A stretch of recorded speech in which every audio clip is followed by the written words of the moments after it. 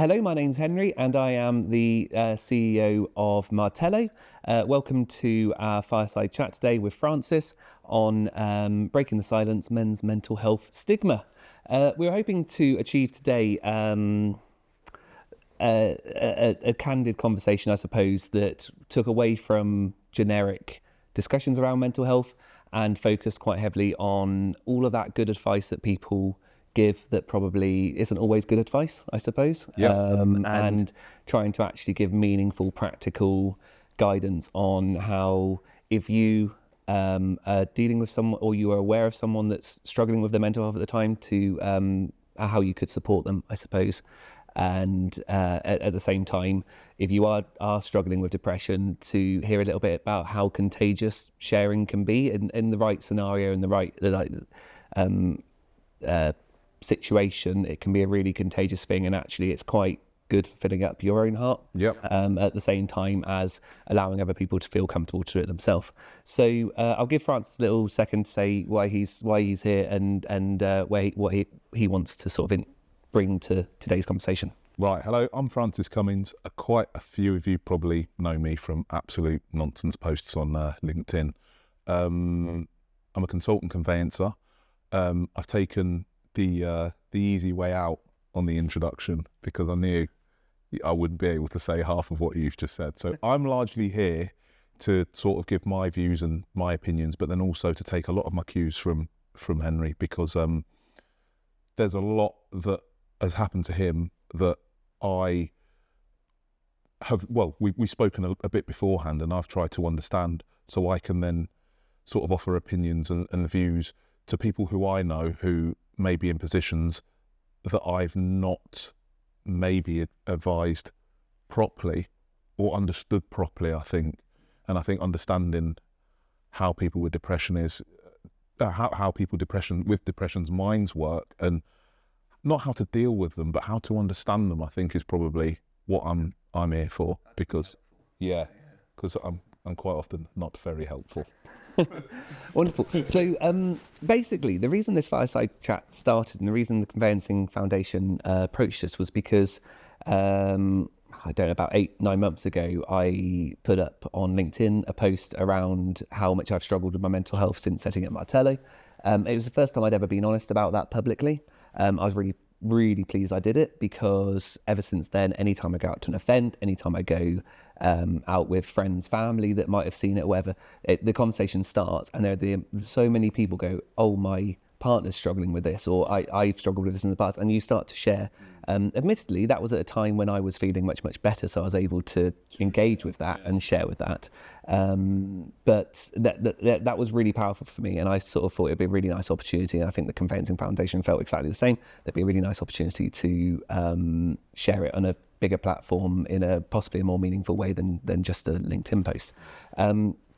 But to give you a bit of background, I suppose, to jump in, I've told you a little bit about this earlier, but to give you a bit of background, I can tell you the exact date actually. November 23, the 23rd of November 2023, I woke up about 7 in the morning in a bed on my own, completely paralysed from the neck down. Wasn't able to move my shoulders, arms, legs, anything. My head could move. I was fully conscious, but I'd got to a point which I'd been ignoring for the months preceding, where... I'd just like to say to everybody watching, I'm sat here just like nodding along, but like when I found out initially, I was just like, what the hell? I just want to just like make that point of like my first question to you was it a physical trauma? And it was just like, no, it wasn't. And I just, No, I had no idea why.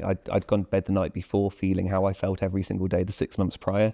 And I woke up not being able to move. And I terrified myself that morning, because I was lying there for about 20 minutes on my own thinking, I suspect I'm going to be wheelchair bound for the rest of my life. And then when I started to move again, it was that moment when I was like, okay, I've pushed this too far. There's an issue. I need to reach out for some support here. And I think the reason talking about it now, today, is so important is because I shouldn't have got, there should not have been a physical reaction. I should have reached out for the right support earlier on.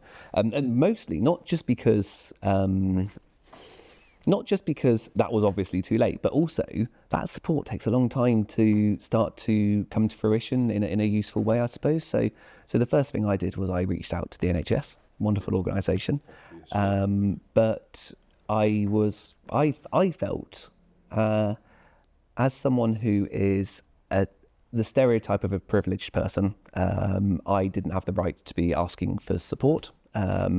And then when you get on these calls with the NHS and they're just trying to determine whether you're suicidal, which I was not at all, you get made to feel almost bad for actually coming on to them and saying to them, look, this is why I needed some help. Please, can I have some? And again, that was something we were talking about as well. It's the pulling up the courage to actually have been able to make that call. And again, for me, this is a thing where I was saying to you, I don't feel personally, and again, I'm now questioning it because obviously what we've been talking about, that I've been in a position where I've suffered from depression, but I know people who have, spoken to people who've come to me and obviously told me things about themselves. And I just think to myself, well, if I was in that position, what amount of courage is it going to have taken to pick up the phone? Then you're going to then be analysed because you know it's not just like you're ringing up for a doctor's appointment, just like there's something wrong with like your foot or something. There's actually something deeply wrong that you probably haven't even come to terms with yourself. And then you're having to speak to somebody over the phone and then to just get basically the brush off because you don't fit the box that needs to be fixed, which effectively just makes you like, well, again, how did that make you feel? Yeah, do you know, it was awful because basically what you got was, if you're not in a dangerous state, we might be able to get you some support that may or may not help 6, 7, 8 months down the line. Like that's what you were told at the time. And at that point, well, I felt like I was in a situation where I was getting physical symptoms to my mental health, and it wasn't okay to wait there. Obviously, there's private support out there. But again, like sometimes it's not always financially viable for a lot of people. And we were talking about. Sorry if I'm sort of going off topic with this. It's just like you get prescribed antidepressants, and it could be the wrong antidepressant, and then you get worse. And what do you do when you then still feel that this is how I was treated before? This was the outcome. Some tablets, and effectively I've still not understood or dabbled or even spoken about what the root cause is or understand it yourself. So no, I agree. It took me 9 months to get an antidepressant that I felt supported me. I went through 3 different sorts. The first one came out with an absolutely awful allergic reaction, and I can't remember why the second one didn't work, but it took 9 months before I actually felt the effect of it. And again, like, it felt pretty urgent to me at the time, but I also felt very vulnerable and embarrassed to reach out at the same time. So there's a real conflict internally. And when you're not feeling like someone's taking you on that journey, you feel like you feel like an imposter. You feel like you shouldn't be there. And I think this is another thing about we could go private. Firstly, some people can't afford it. In my case at the time, I genuinely believed I couldn't afford it. It was at the beginning when we just set up Martello. You're living on beans on toast. You've got 2 children and whatever. Yeah, exactly. And I didn't believe, and to an extent, whether it's true or not, and I still believe it's true, whether it's true or not, I was so embarrassed about how I'd got to that state. I didn't want to be spending, saying to my wife, you know, we got this limited budget. Can we take a significant amount of that limited budget and put it towards me? Because I didn't feel like... You obviously would have felt, like you've just said there, like ashamed about, which you shouldn't have been, to actually then use that to possibly get to the root cause of the issue.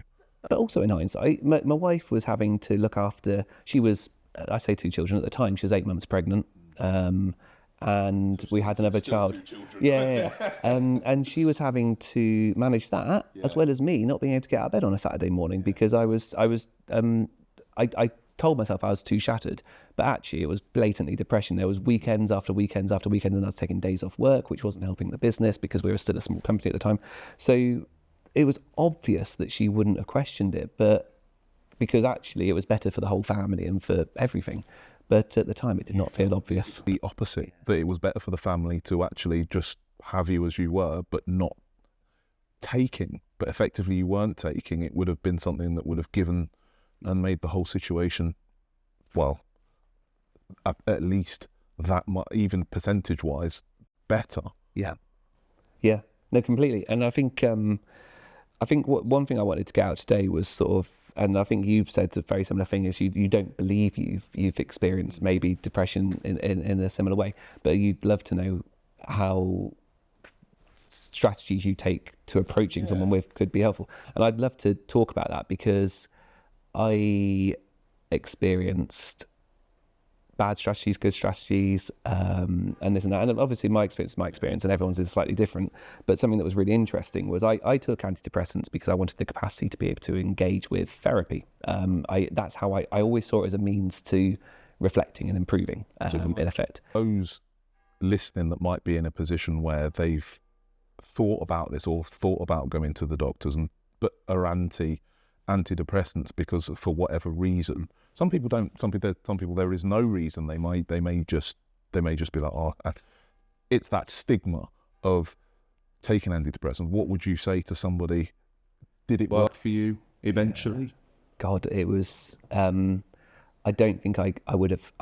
The reason I was experiencing depression, in my opinion, I was also experiencing severe anxiety at the same time, and because I'm a really upbeat, positive person, and an extrovert, it doesn't come across that way, but underneath it was just heavy. It doesn't come across that way at all. But it was heavy. It was heavy inside. And I was, in my opinion, at 100% capacity. I was already overflowing. I had reached the top. There was nothing that I could do to make myself better. I had to get to 90, 80% capacity so I could then engage with something that could make me better. So to an extent, my experience is that I appreciate people do not want to be on medication for a long time. I appreciate that it could be embarrassing to say that you're on them or whatever, but really for me it was a means to an end. It was a means to being able to enable myself to get back there. But what was also interesting throughout this, so I took these antidepressants. That took 9 months to get where we wanted to. So again, I'd left it way too late, because 9 months after I had a physical reaction like that, I was starting to feel better from the antidepressants. But then also, meanwhile, I was trying out different support that was being offered to me for free from charities and from the NHS. The first one was a life coach that the NHS gave me, because they said, look, we can't give you a therapist for 6 to 9 months, so we'll give you a life coach. Just purely because they're just saturated. Yeah, precisely. Yeah. And the only way you were going to get it, in my opinion, was to be in a dangerous place, in effect. So they gave me access to a life coach on Teams, and I spent about 3-4 weeks with her. And what I found really interesting is she was obviously really competent, really bright person, but all she wanted to do was give me healthy habits, which makes perfect sense. But they said I was at 100% capacity at that point. Like, I couldn't, if I wasn't going for a jog that day, I wasn't going to start going for a jog that day. Your day is full. So it's then can you then squeeze this into your day? Absolutely bloody not. Yeah, exactly. And especially whilst I was seeing the world in the way I was seeing it, I was like, I can't let my wife down. I can't do this. I can't let business down. So I'm not going to take time out of business. I'm not going to take time out of put more pressure on my wife to go for that jog or to go to the gym or whatever. So yes, I wanted to do yoga. Yes, I wanted to go for a jog. I wanted to do mindful walks. All of this stuff. I wanted to do all of those things, but I also didn't. I also didn't want to do it. Like, desperately did not want to do it. And so it was advice that I think everyone has given someone at some point when they're feeling bad. Just go for a jog. Just go for a walk. As we were saying before, I've done this before. And it comes from the best place. Like, if people come to me, I've had people come to me and say, "Oh, I feel like this," and I'm like, "Oh yeah, maybe you should do this. Maybe you should do that. What about this? And then it's a case of they don't want to do any of that. It's just a case of just shut up, listen.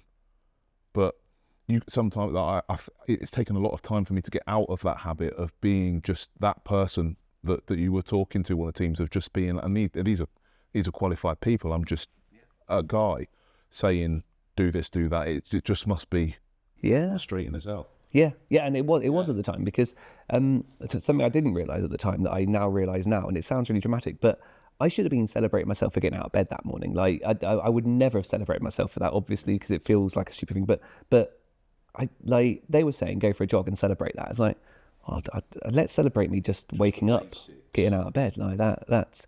That was a big deal. It was really bloody hard. Just waking up and just doing the general Day, yeah. Getting through the day should, in hindsight, should have been celebratory, because I was in a place which made it really quite difficult to get there. So I basically said to the life coach, I said, thank you so much, but this, I can't see any, like, I'm not going to engage with this, and I don't like. Yeah, so we stopped there, and then about 4 months later, the NHS put me on cognitive behavioural therapy. And cognitive behavioural therapy, I won't explain how it all works because I don't know it fully. But what was interesting about it was the first thing she did is she wanted me to celebrate myself, which at the time I was not willing to do, because I felt like I was like the last thing you'd want. Yeah, you feel like you're failing every day. Like you're there going, I want to be the best employer, the best boss. I want to build the best business that changes the market and makes the world better. I want to be the best husband, and just to even get out of bed in the morning. Yeah, and I'm doing none of those things because all I'm doing is getting out of bed. So I felt like I was failing everything. She was trying to get me to celebrate, and she was trying to get me to do it in a journaling, like journal it and this sort of stuff. It's like, to me, what I started to realise with the life coach and with the cognitive behavioural therapist, it felt like more KPIs or more objectives that I was just going to fail in the day. Like they were saying, why don't you try this thing? I was like, and when I started to learn quite quickly afterwards, when I did journal something, celebrate myself.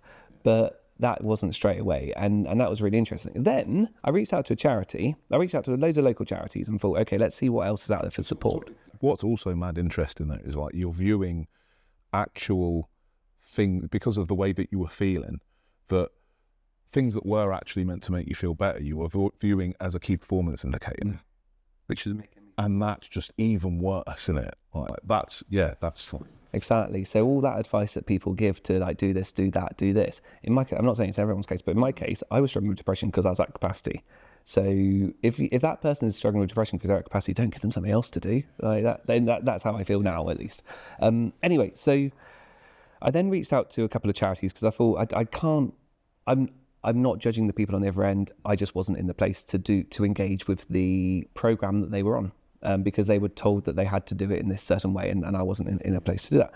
So I reached out to a bunch of charities. A bunch of them didn't answer. And again, every time you make a call, your heart you're doing is the going. same thing each time. Like when you're saying when that first initial call to the NHS, it's the same call each time. Yeah. And I suppose it's almost different because did they ask you different questions? It was always are you suicidal?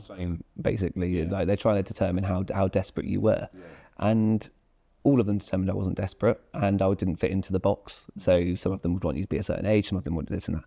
One of them, she rang me up and she said, you sound absolute. It was the therapist rang me up because it was a small charity. She did the phone calls as well. So it wasn't a call handler so much. It was the therapist that you got to speak. She said, you sound awful. I said, look, I'm not that. Just not what you want to hear. Yeah, but I then went. I backtracked. I'm not that bad. Don't worry about me. I'm in a good situation. Like, and I written.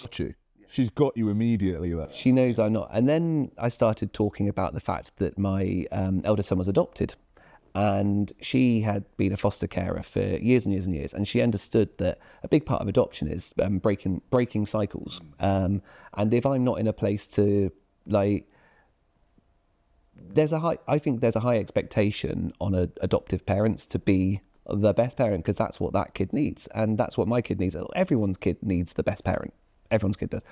But she sort of took that and said, look, you cannot be his best parent if you're not working. So I don't care that you're not in the box. I'm going to make this happen. And I was so grateful for her because her charity was all about under 25s, and she was. I was so grateful because the first time I felt validated. And by the way, meanwhile, I have my family and friends who I was starting to open up to. And my wife was obviously aware of where I was at but it didn't matter.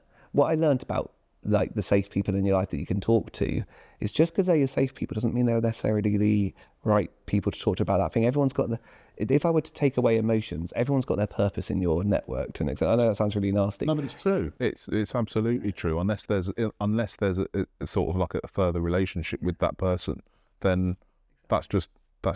I know it's again like you said. It's going to sound awful, but that's just business. Yeah, and like my wife's trying to deal with all her stuff, and like what I can't do is put that load on her. So then I've got a really good relationship with my mum and my dad. I've always I've always said that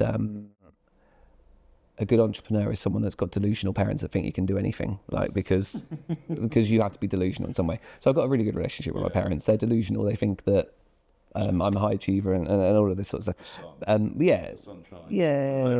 Yeah, precisely. Which I'm really, really fortunate about. And that's, but actually, they're the safest people I've got. They were not the people to talk to this about because they just did not understand it.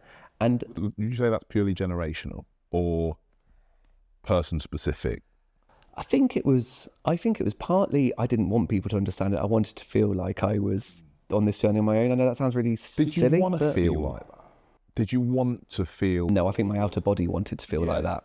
Okay. I really wanted to be validated, but if someone would try and empathise, I think the most compassionate thing at the time was to not empathise with me. I think when people started to empathise, I was like, no, you don't get it. Yeah. It's like I actually just needed compassion in some way, like no one trying to empathise with me talk when I'm ready to talk, not talk when I'm not ready to talk, and that sort of stuff. I think that's what I desperately needed.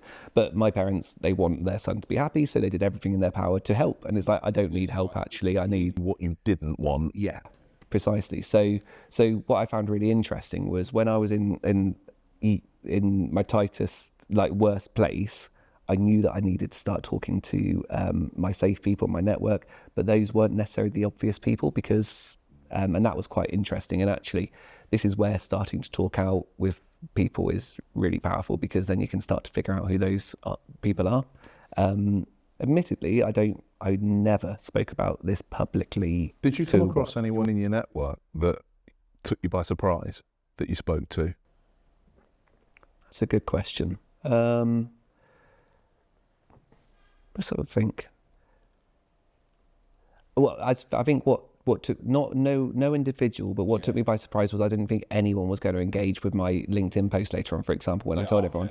And actually, people were seeking me out, and I was saying to you earlier, sometimes as a supplier at an event, people try their hardest to look away from you because they don't want you to do the hard sell or whatever. But after that, people were beelining for me. We don't want to talk about sales. We want to talk about what you posted about this because and I've got not a similar. Well, I have a similar sort of issue, and I've had nobody to speak to. Like, and you're then speaking to people at an event. Yeah. And it was a lot of the time it was men. I think actually all the time it was men. I think I would have a lot of women coming in and saying well done for it, but there was men coming saying I felt like that before actually. Yeah. But I was only able to deal with that because it was once I was better. I don't know whether I would have been able to do it at the time because to an extent I say that out-of-body experience makes you want to feel like you're on your own. It's really horrible, I know, but like there's a bit of me that goes, no one could physically understand how terrible this is. No one could, and I know people can, but at the time that you got to feel that a little bit, I think, to move on. So no individuals, but I was surprised how many men reached out to me and how many people would beeline me to talk about it, which was amazing, and have continued those conversations as well. So again, one of the reasons why this was so important to me was if I can talk to a couple more people and other people can see me as a safe person in their network, then that's good. But yeah, so the people I found the most helpful were the ones that we were talking about strategies earlier, like coming and saying how are you to someone that's not well. It's just that, and I was saying this, if you came to me and say, and I do this all the time, partially because I just think I am okay. I think, and excuse me for just going off down like a complete rabbit hole here. I'm a big one for, I think, stress is a key indicator of how people do in life generally.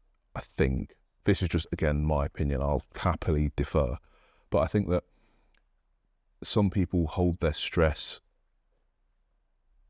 It's visible, and some people hold their stress sort of physically.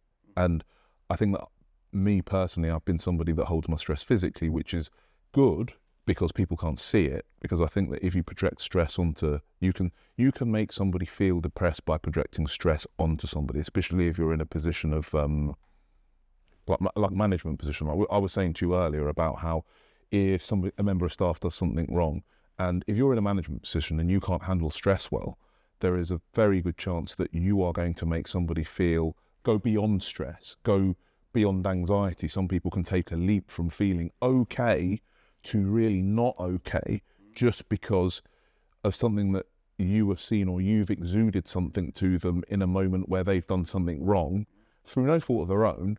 But I think that it's something for all of us, I think, personally, to be mindful of. And I know it's conveyancing, and I think specifically in conveyancing, it's something that is,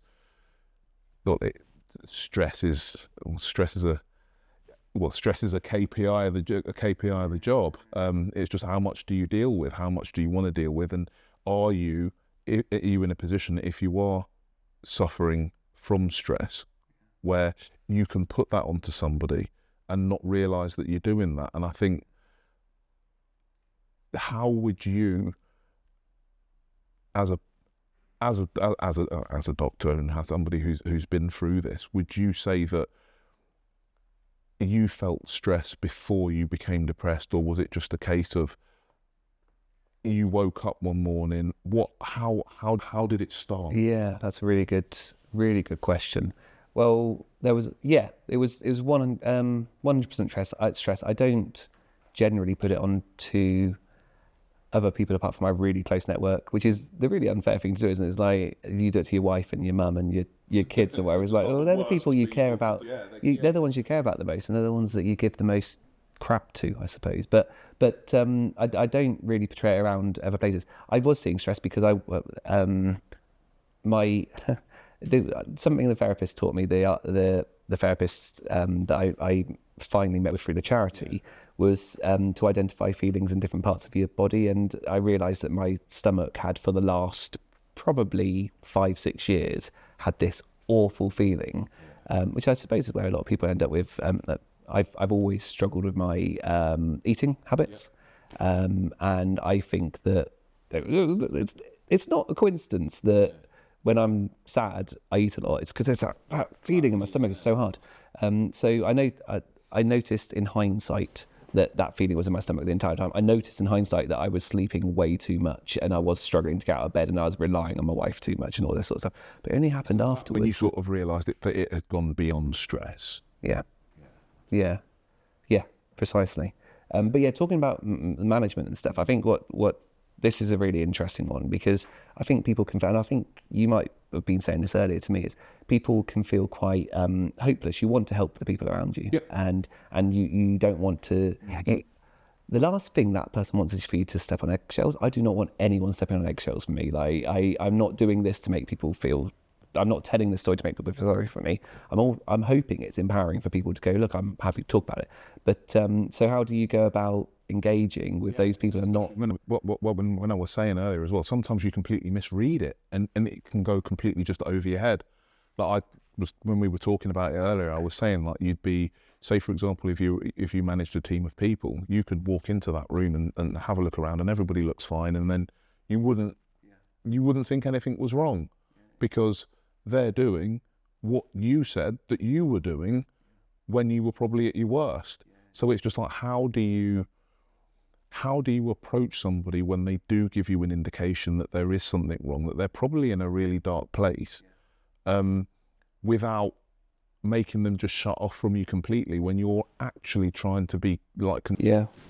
I've been thinking a lot about this since then, especially we've grown our team really, really quick, and everyone we've brought on, I want people to feel comfortable to reach out. It might be that you're not the right person to talk to about it, and they don't want to talk to you about it because for whatever reason you're not that person in the community. And it's not a reflection on you, it's a reflection on how they'd rather speak. And I think what I've tried to do very hard is let people, it's a long-term thing as well. I think you've got to build it. So I was saying earlier that when we interview new people, I tell the exact same story I'm telling you today to them, and God, those interviews are less rigid than any I've ever been in on the other side or in previous companies, because they feel comfortable to talk to me. And if they don't, they're probably not going to fit into our company, because we're a really reflective company, for example. But then when they come, it's things, rather than, if I suspect there's an issue, we're mostly a remote company. If I suspect there's an issue, we were saying about strategies earlier, don't say, how are you? Say, let's go for a walk, we don't need to talk. Let's go for a walk, we don't need to talk. if there is an issue, they will talk about it, because I spent the last 18 months just proving to them that I'm not asking them, I'm not forcing them to say anything, but if they wanted to, it's safe. And I think it's about trying to allow people to feel safe without trying to force it on them. You see some really powerful adverts, and you see some really powerful stuff saying, check in with a mate, ask them how they are. I don't believe that's ever going to work. I think this is a long-term thing that is something that you got to, it's just my opinion, a lot of people do, but I think it's a long-term thing. You got to make them know that you're open to it. You got to make them know that there's going to be no judgment when it comes, and you just got to keep saying the right things so that when they're ready to talk about it, they talk about it. Yeah. No, I completely agree with that. It's like what we were saying. Again, I'd be the same. I think if somebody came to me and said, right, I'm here, it's the hard-hitting messages, and you just think, whilst the intent is good, I wouldn't, because I just, in my heart of hearts, I wouldn't generally go to somebody and say I feel like I have a problem. I haven't. Whereas if I was out with somebody, if I was speaking to somebody, or just with I think, just like you say, I'll just use your example just to follow through with it. If I was out for a walk with somebody who I know and I felt I could trust, and it's weird because you would just open up, because sometimes you have conversations, and you do this with your mates. I think this is something we all do. You all sit down with your mates. It's summer, it's the evening, barbecue's on, got whatever it is you're drinking, and the conversation just goes sideways, and people just start talking about all sorts of things, but they won't talk about things that are, because they know the setting. But where it's a setting where it's a bit more personal, well, it's personal when you're with your friends, but it's a friendly atmosphere, and people don't want to just all of a sudden be hearing about your problems and how sad you feel. When you're out with somebody sort of, I don't know, picturesque, walking around a reservoir, Thornton Reservoir, if you may, and then you then could just open up, and I know I would feel better. And I think that's all that you need to start doing, which is feel better. It's interesting to know, because again, something I didn't mention, and I think it's something that has helped me understand things, is I was in the military for a bit, right? And when you go through basic training, you go like all over the place, and then you go out on exercise. So when you're on basic, you go out on exercise, and you're in the arse end of nowhere for, say, a couple of weeks, and you know that when you come back for, say, a period of another, say, 4 days, you're going to just be doing PT, or you're going to be in the gym. And there's a thing called wrapping, which is basically when you quit. You can quit at any point, and it's just called wrapping. You wrap, and like lads would wrap in like the obvious places. So you'd get it. You'd understand. Like, you'd be lying in a puddle in the middle of the night, 3 o'clock in the morning, and a lad would just be like, I don't want to be here anymore. And you'll understand that. You'll understand his mentality. You'll understand why it's the why, because it's obvious. But then sometimes what you get, and it took me like a while to wrap my head around this. Sorry. Is we'd come back, and you'd be chilling for however long period, and lads would just be like, I'm out. Yeah. And you'd be like, why? Yeah. Like, what are you talking about? And like, these would be like lads who you've like really been good friends with, like, along the way. And you just think, why? Like, why? And then you just think, again, back to stress. It's building up. It's not been spoken about, because you think everybody's in the same boat. You want to get to the same position. You're not going to tell a lad next to you that you're struggling, because he's doing exactly the same thing. So people will carry it until they can't carry it anymore, and then they just go.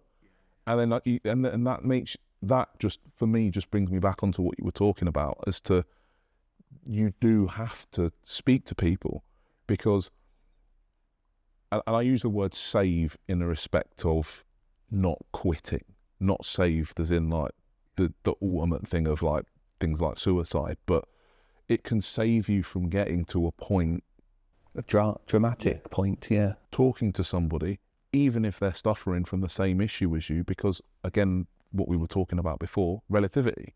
Like, just because you think your problem is somehow diminished because somebody else's problem is worse, they might not think that, and vice versa. So yeah, no, I completely agree. And actually, I think especially when it gets, there's a couple of things. There's a lot you said there, but there's two things I think about when it comes to conveyancing, especially is we were talking a little bit about it earlier. Is you have so many stakeholders as a conveyancer in every direction, so many microaggressions in a day. It compounds. I see so many people at this point of the video being like, yes, like of course it's going to, like, you'd have to be a bit odd to not let it get to you, though. The compounding effect of microaggressions that happen all day, every day from other conveyancers, estate agents, home buyers, whatever, because people are everyone's in a stressful situation, and you're the centre of that, I suppose. And I think that the things that always make me feel happier is when, like, seeing a ping from someone, or seeing a message from someone, or getting a call from someone, even if they're not asking me how I am, especially if they're not asking me how I am, but if they're just like, they're reminding you they're there by asking something that's trivial and not that important. I think that's it's like when you've had 5 microaggressions that morning, if you get a nice ping from someone saying, well done this morning, or if you're me. Yeah, exactly. And if someone just contacts you and says, oh, that was great, or looking forward to seeing you tomorrow, or whatever, like, oh, it'd be nice to be in the office again. Those things are the antidote to microaggressions, either they're micro positivities to an extent, which I think is powerful in a conveyancing team. And that's, and I think that's, I don't think we've spoken about this, but I find that interesting about how one thing can lift you from here to here just with a sentence that isn't even to do with absolutely anything to do with what has made you feel bad. Just a reminder enough for humans thinking about you, isn't it, I think. It's quite important. Anyway, I don't think we should bore people any longer. I hope it's been. I've enjoyed it. I've enjoyed it. Yeah. Are we hit the time? I think we've hit the time. Yeah. Can you believe we've been talking that long? Yeah, I know. And we've been speaking for hours already, haven't we? But yeah, we'll have to carry this on afterwards. But thank you so much. Yeah, it's honestly, Jen, this has been awesome.